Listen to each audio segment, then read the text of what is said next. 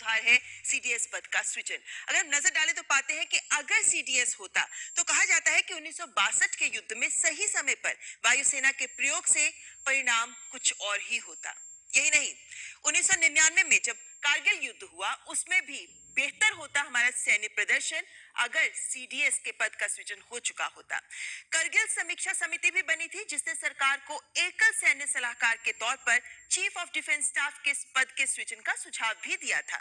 यही नहीं बल्कि 2001 में भी रक्षा क्षेत्र में सुधार पर एक समिति गठित की गई, ग्रुप ऑफ मिनिस्टर्स गठित किए गए और इस ग्रुप ने भी सीडीएस का ही समर्थन किया था। इसके बाद 2012 में भी नरेश चंद्र टास्क फोर्स ने भी इस पद का समर्थन किया था। यानी जो जरूरतें महसूस की जाती है वक्त वक्त पर उसके आधार पर ये कारण रहे। लेकिन कौन है आखिर सीडीएस, क्या है ये पद?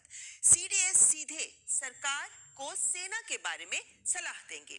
यही नहीं बल्कि भारतीय सेना, नौसेना और वायुसेना यानी हमारे तीनों सेनाओं से जुड़े मामलों पर सरकार को वो सलाह दे सकेंगे। इसके अलावा न्यूक्लियर कमांड अथॉरिटी जो महत्वपूर्ण है, इसके भी वो सलाहकार होंगे। हम जानते हैं कि इस अथॉरिटी के अध्यक्ष प्रधानमंत्री होते हैं, लेकिन वो इस पर सलाह देंगे। बजट बनाने, हथियार खरीदने जैसे काम या ट्रेनिंग देने, सेना से जुड़े जितने भी ऑपरेशंस होते हैं उनको लेकर रणनीति बनाने, इन सब में सीडीएस मदद करेंगे।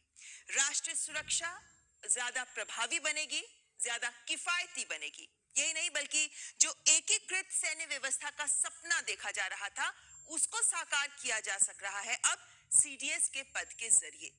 तो ये है सीडीएस का पद जो महत्व रखता है हमारे देश की रक्षा सुरक्षा के परिदृश्य को अगर हम समझने की कोशिश करें तो। और यही कारण है कि दशकों से इस पद की मांग की जा रही थी, लेकिन नए साल में जाने से एन पहले हमें मिल गया है, देश को मिल गया है देश का पहला चीफ ऑफ डिफेंस स्टाफ। करेंगे इस मुद्दे पर चर्चा।